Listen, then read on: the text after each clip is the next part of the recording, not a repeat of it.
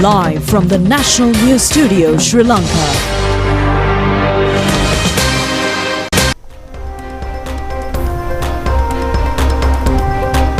Bringing you the news from Sri Lanka and across the world, it's your national news broadcast on Sri Lanka Rupavahini Corporation.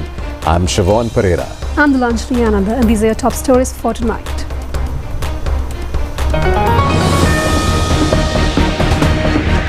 The President meets the German President. Suspended Commissioner General of Prisons further remanded. The Colombo Municipal Council will start functioning on the 16th of this month, says Minister Nalinda. Electricity charges raised by 15%.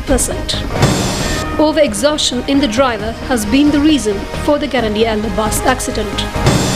Former President Ranil Wickremesinghe to appear before the CID. Cabinet approval to maintain SLRC and SLBC as two institutions. Curfew imposed in Los Angeles, USA.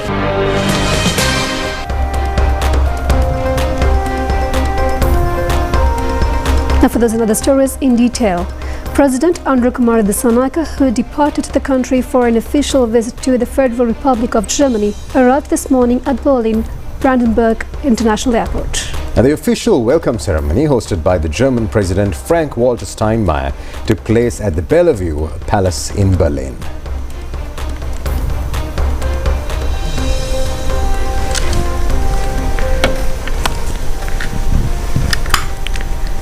This tour has been organized under the invitation of German President Frank-Walter Steinmeier.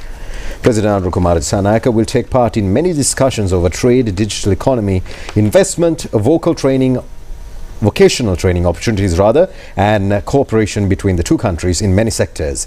The business forum, organized by the German Commerce and Industries Board, will be held under the patronage of the Sri Lankan President. At this meeting, the two countries will focus attention to create economic, investment and trade relations between the two states. A meeting of representatives of tourism associations of the German government and a meeting with the Sri Lankans living in Germany are also scheduled to be held under the patronage of the Sri Lankan President. Foreign Minister Vijitha Herath has also joined the tour.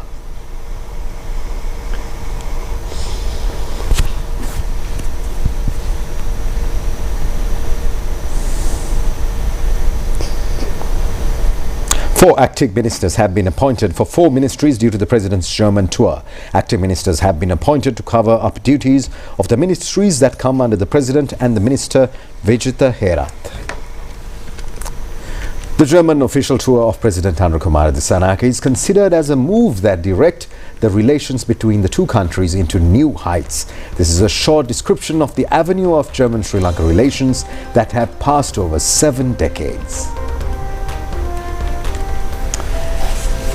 Now, the diplomatic relations between Sri Lanka and the German Federal Republic was established in 1953. Since then, the relationship between the two countries have been developed in many areas.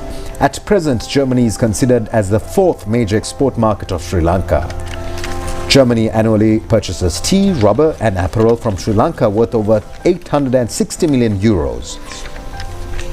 Germany and Sri Lanka has signed trade agreements in the past during the 1950s. Over 11,000 employment opportunities have been created in Sri Lanka at present due to the German investments. The number of German tourists visiting Sri Lanka has also rapidly increased during the recent period. Since the initiation of diplomatic relations, Germany donated aids and grants from various aspects for the development and education in Sri Lanka. A significant example of this matter is the German Technical Institute. During this tour of the President, it is expected to increase relations to enhance digital economy, trade and investment and vocational training opportunities as well. Cabinet spokesman Minister Dr. Nalinda Jayasthesa says that the control of the Colombo Municipal Council will commence on the 16th of this month under the National People's Power. He made these remarks at the media briefing held today to inform the cabinet decisions.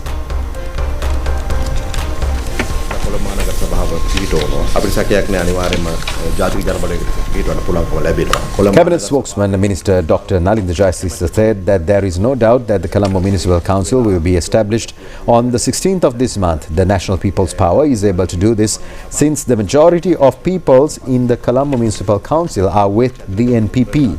The groups who intended to form the municipal council are now in disarray. they are in a crisis to name even a mayor or a deputy mayor. Problems within their own parties have also been intensified. People must remember that there was no party called the opposition at the time of the voting. They contested the election separately. Therefore, the uniformity and the agreement of the people is with the NPP. Therefore, the NPP will establish the rule of the Colombo Municipal Council. Expressing views over the prison incident, the minister said that law will be enforced to release the state mechanism from corruption.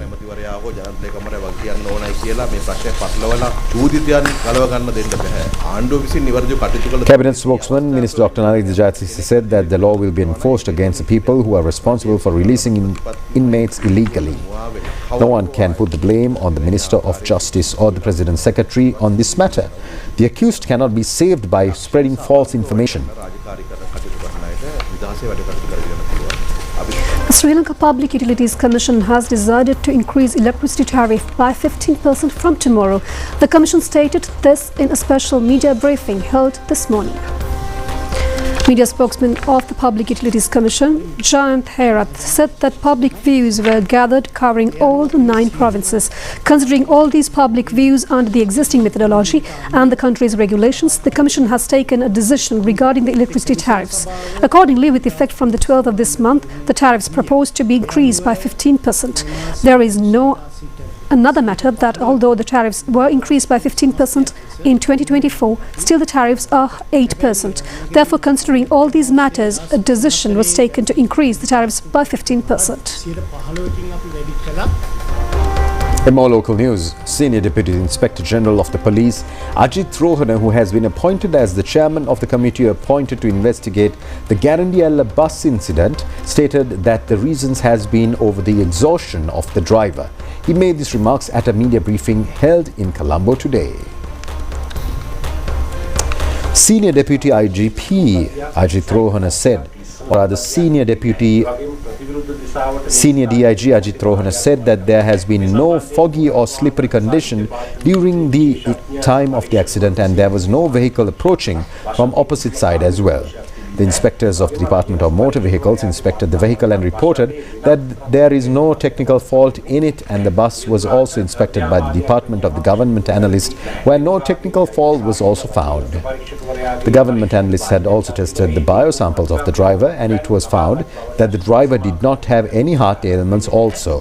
According to other reports, the driver was not under the influence of intoxicants, and the reason for the accident has been his overexhaustion, at which point the bus has overturned and fallen into a precipice.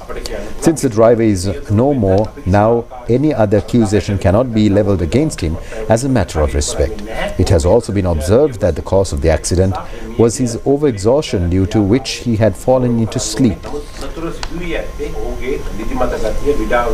Acting IGP Priyantha Veerasurya pointed out that not only liquor but those drivers who are addicted to other intoxicants involving road accidents.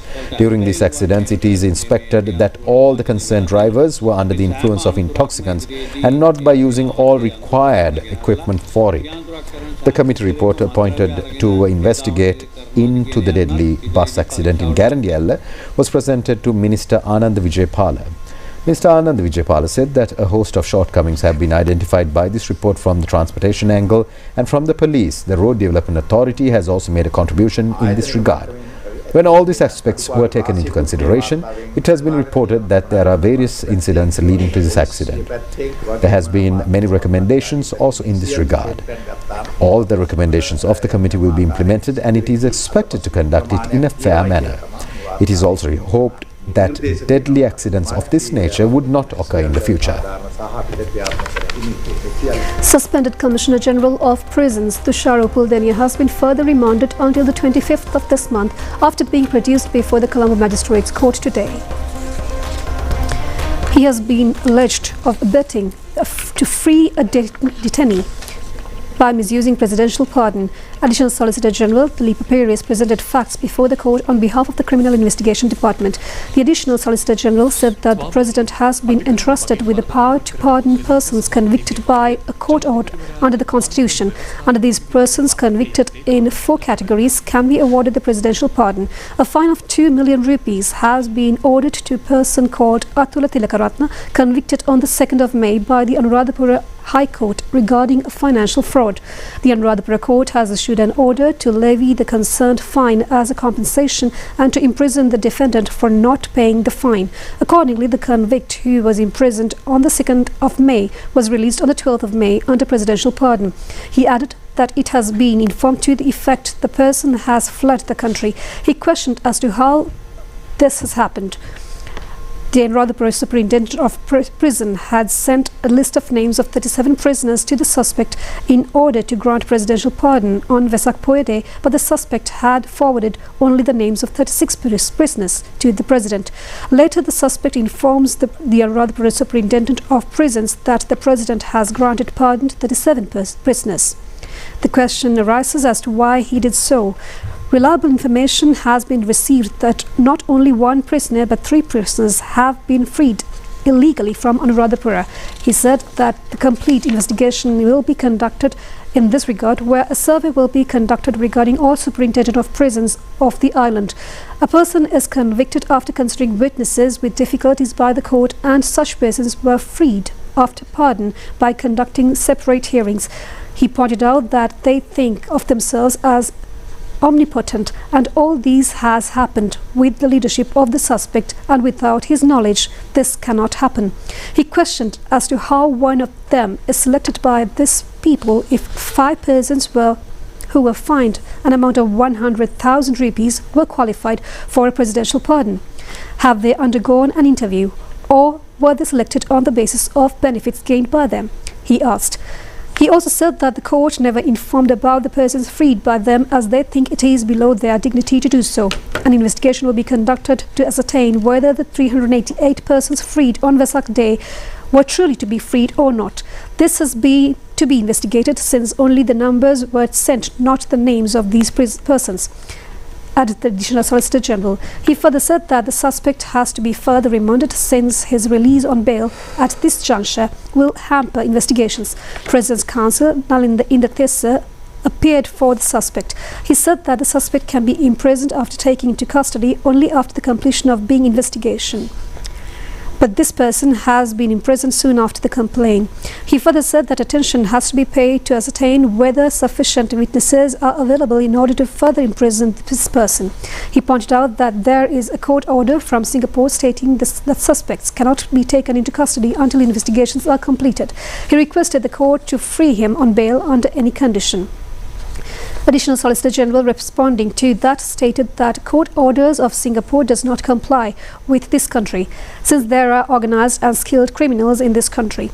In case they flee, it will be difficult to capture them again. He also pointed out that when a person called Basil Rajapaksa, a prominent minister, went abroad, he objected to that. It is becoming impossible to extradite him now, since such persons cannot be taken lightly, and it is expected to provide startling information of the court during the next 2 weeks after conducting investigations. Colombo Chief Magistrate Thanuk Klakmali, after considering the facts of both sides, ordered to further remand the suspect until the 25th of this month. Meanwhile, the imprisoned Superintendent of Prisons Anuradhapura, Mohan Karunaratna, has been further remanded until the 13th of this month, when he was produced before the Anuradhapura Magistrate Court today. The order was delivered by Chief Magistrate Nalaga Sanjeeva. He also ordered to transfer the suspect from Anuradhapura Prison to Bogambara Prison.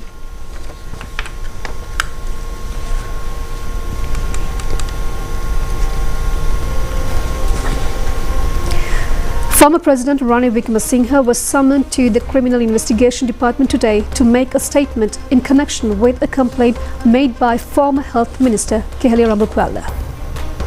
Former Health Minister Keheliya Ramakwala had has lodged a complaint to the CID regarding the import of medicines to the country.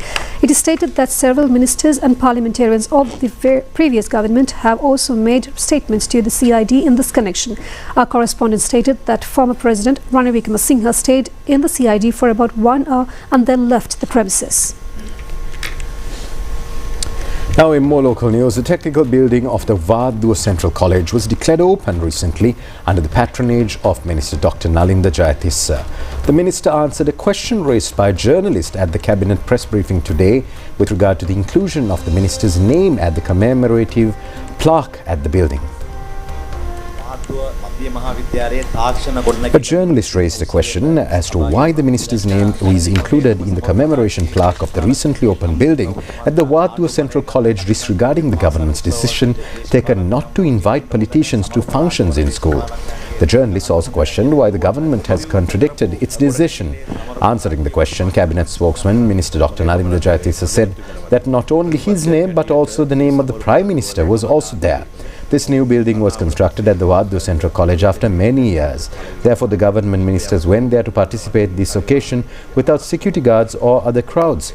This is the political culture of the new government.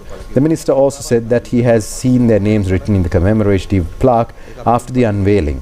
Since it is against the government policy, it will continue that policy in the future. The minister further said that he could become a hero in social media if he had ordered the officials to remove the plaque. The minister added that he did not take such a radical decision since this is a good occasion with the participation of students, teachers, principals and other villagers. The minister pointed out that in future the government will not allow a repetition of such actions. In another question raised by a journalist, Cabinet spokesman Minister Dr. Nalinda Jayatissa said that the officials have not been informed in writing regarding this matter. However, such a culture will not be implemented at once and it should be implemented gradually by enlightening the officials and the public. The delegation headed by General Secretary of the Janata Vimukti Peramuna, Tilvin Silva, engaged in a tour at the Huzhou city and the Wushu village in China. They have joined this tour under the invitation of Chinese Communist Party. Tilvin Silva and other representatives inspected the International Global Information Center located at Wushu village in Qing Prefecture yesterday. They also held talks with heads of the Wushu village and deputy mayor and other representatives of the Huzhou city. They also visited the wet wipes manufacturing industry at the Qing Prefecture. They also focused special attention to the manner how the disposal of garbage has been carried out under modern technology at the Wushu village. It is significant that women have contributed for the development of the area. The Chinese representatives stated that they conduct agricultural activities under the government standards in using agrochemicals and insecticides. Tilvin Silva said that development in the Wushu village is a victory gained by the Chinese Communist Party. These experiences can also be used for rural development in Sri Lanka. Deputy Ministers Erangam Sekara and Munir Mulafir were also joined in this tour. We'll be back with more news from home after this break.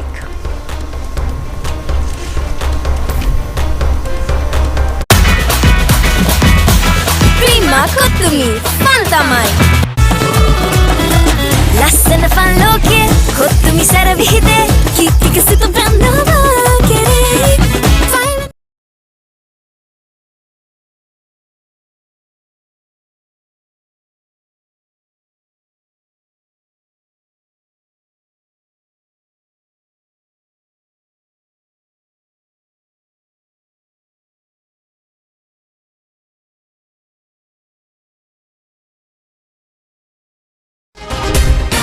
Live from the National News Studio, Sri Lanka.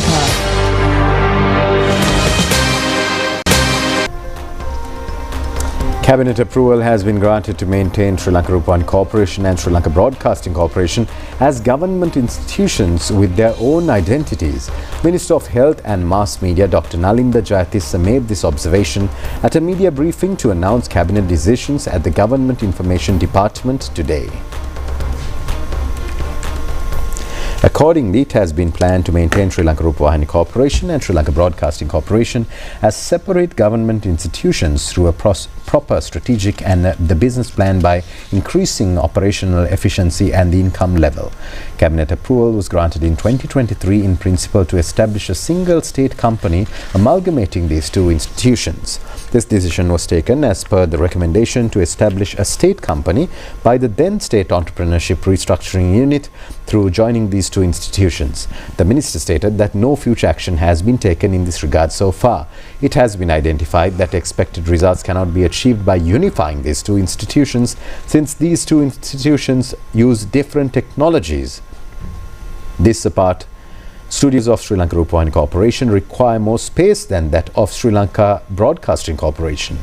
The cost required to construct the pre-clinical buildings and the essential administrative building, including the lecture halls within the Uvavellassa University premises, has been calculated at 2,149 million. Accordingly, the Cabinet of Ministers has approved the proposal presented by the Honourable Prime Minister in her capacity as Minister of Education, Higher Education and Professional Education to commence procurement activities this year and to provide the relevant facilities by allocating the required provisions during the budget 2026-2028 time frame. It has been identified that the completion of the Central Expressway Phase 4 is essential to meet the requirement of the quantitative and qualitative road system to access the northern, north central, eastern and central provinces and to achieve the full expected benefits of the entire Central Expressway.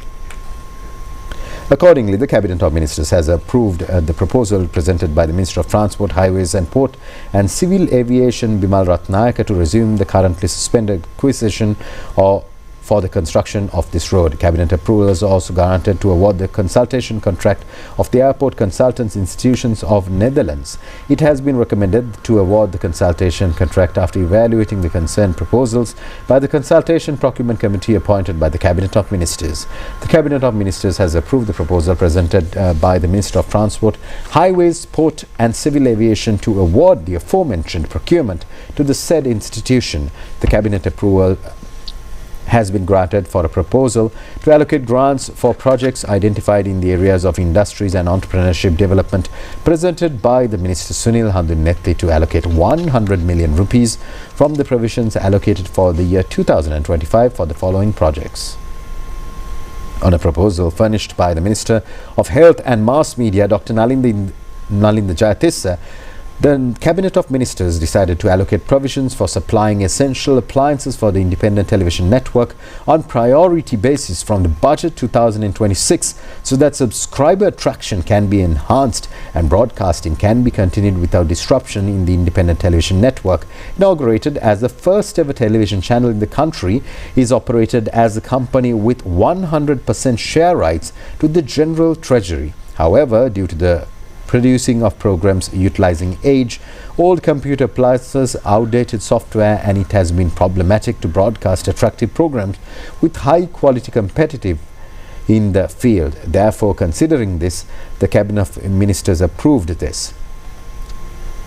Approval has been granted at the meeting held in the month of April 2024 to amend the Code of Criminal Procedure Act No. 15 of 1979 to impose provisions to ban physical punishment at any sector causing physical injuries. Accordingly, the Cabinet of Ministers granted approval to the resolution furnished by the Minister of Justice and National Integration to grant its policy approval to the current Cabinet of Ministers to formulate an relevant draft bill with amendments for this purpose. Approval has been granted at the meeting of the Cabinet of Ministers held on the 29th of April 2024 to amend the Penal Code, the 19th authority, so that provisions and to be imposed definite and defined penalties related to physical injury as well as to ban injuries from physical punishment in this sector. Approval of the Cabinet of Ministers has been granted to publish the draft bill of the Penal Code prepared by the legal draftsman of the Government Gazette notification and submit the same to the Parliament. Now, many programs have been organized in the Polonnaru district as well to mark the Poson festival. The Kirisamba Fried Rice Dansala, organized by the Aralia group of companies, is being held for the second day today in Polonnaruwa. The Dansala has been organized near the historic Galvihara premises. In addition, a Perahara is scheduled to parade the streets this evening. A large crowd had participated in the significant Dansala, and it is open until the 12th midnight today. For the convenience of the devotees visiting Polonnaruwa historic sites, this can be considered as the biggest Dansala ever organized in Sri Lanka. A number of programs are being held at Anuradhapura sacred city premises on the occasion of the Poson full moon Poya day. According to reports, a large number of devotees are participating in the programs.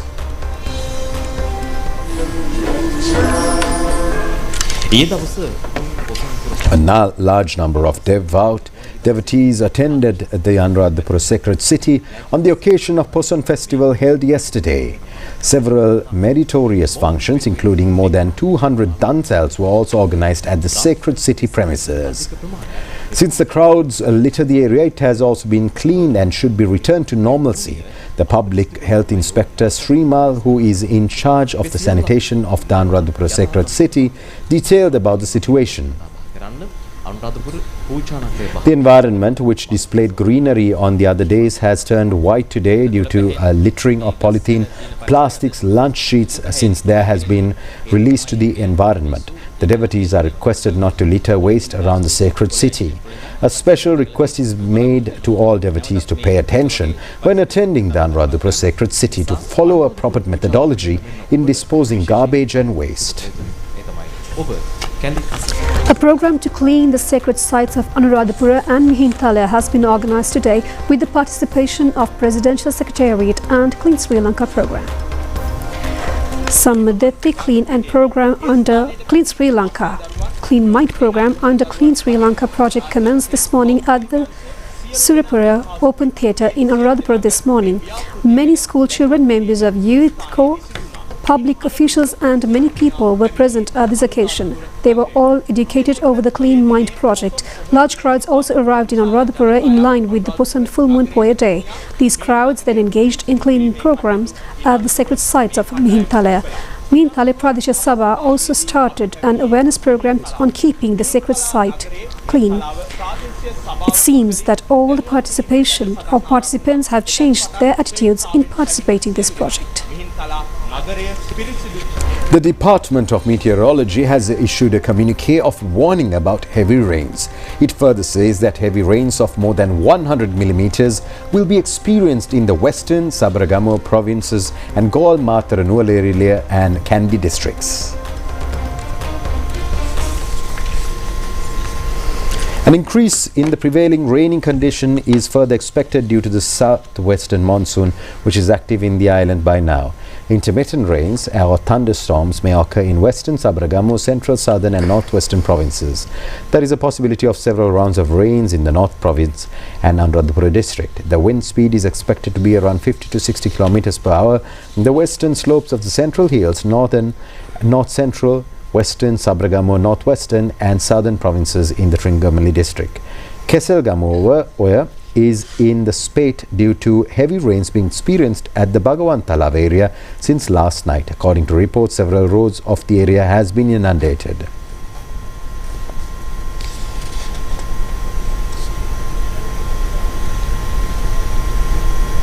A sluice gate was opened in the morning today of the Upper Kotmale Reservoir due to the incessant rains. The engineer in charge of the reservoir informs the residents of both sides of Kotmale to be on alert since the sluice gates will open automatically in case of further heavy rains.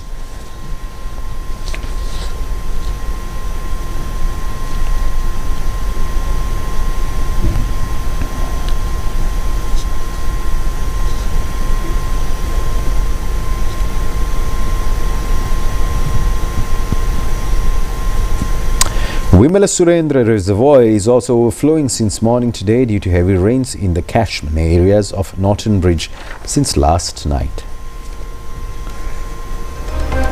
The Rangoli Perahara of historic Tisamaharam Rajamahavihara yesterday paraded the streets with the participation of Prime Minister Dr. Harini Amarasuriya. Dansa, lantern illuminations, bhakti ghee concerts and many programs are still being held throughout the island for the Poson full moon Poya day. After placing the sacred casket, the 125th Perahara started parading the streets. The Perahara was colourful with many cultural events, including local dancing traditions of upcountry, low country and Sabaragama regions.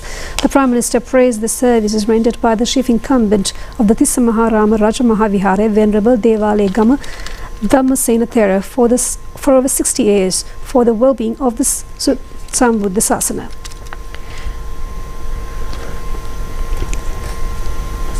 The Poson zone organised at the Navin Raja Mahavihara in Maharagama started yesterday under the patronage of Deputy Minister Sunil Vatagala. It is included with many cultural events with lanterns, dansas and bhakti concerts.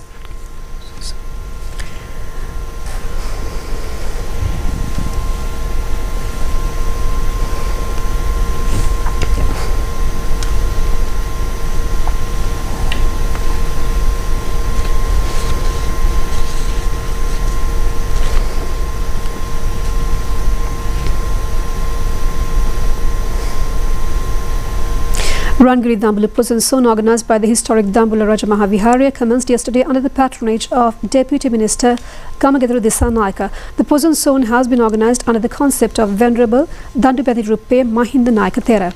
The Kandial Poson zone was launched yesterday at the Pradesh Sabha grounds. It has created a Poson pandal with the largest halo of Buddha in Sri Lanka. This will be held for a period of 1 week with many religious and cultural items. The Poson zone was organised by the Kandial United Traders and Welfare Society and the Mahavali Buddhist Society for the 70th occasion.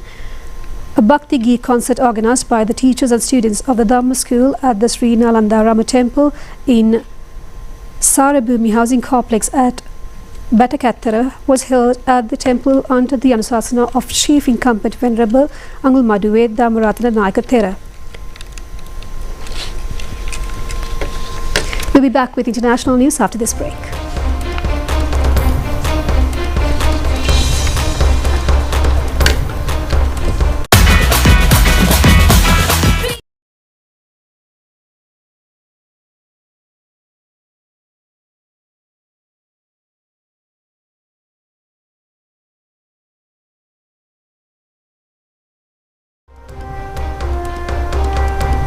We're reporting chaotic scenes from the United States. A nighttime curfew was enforced in downtown Los Angeles after 5 days of protests against President Trump's immigration raids. Mayor Karambas said that curfew was necessary due to looting and vandalism in the area. Police made nearly 200 arrests on Tuesday, mainly for refusing to disperse. Officers used rubber bullets to clear crowds after the 8 p.m. curfew took effect. The protests began following federal immigration raids, which have targeted Latino neighborhoods. In response, Trump sent 4,000 National Guard troops and 700 Marines to LA. Though they cannot make arrests, they are guarding federal buildings and assisting immigration agents. Governor Gavin Newsom strongly criticized the move, calling it an assault on democracy.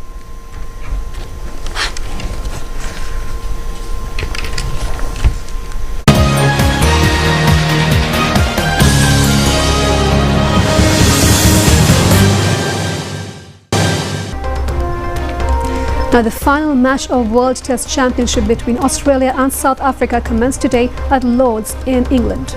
Facing the first innings, Australia has scored a good total and they will be followed up by South Africa.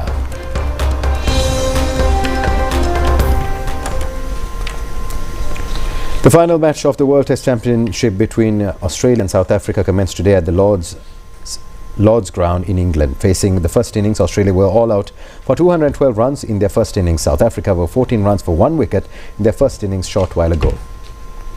Australia won the World Test Championship in 2023 and take part in the finals of the World Test Championship this year for the second time consecutively with the aim of becoming the Test champions. South Africa play this match with the aim of having ICC Championship since 1998. South Africa won the toss and decided to field first. Accordingly, Usman Khawaja and Manus Labuschagne started the Australian inning. Bo Webster scored 72 runs for Australia, while Stephen Smith scored 66 runs. In bowling, Kagiso Rabada claimed 5 wickets. And that was a look at your news here at Sri Lanka Rupavahini Corporation. I've been Siobhan Pereira together with Dulanjali Ananda. Wish you a pleasant evening and a wonderful week ahead.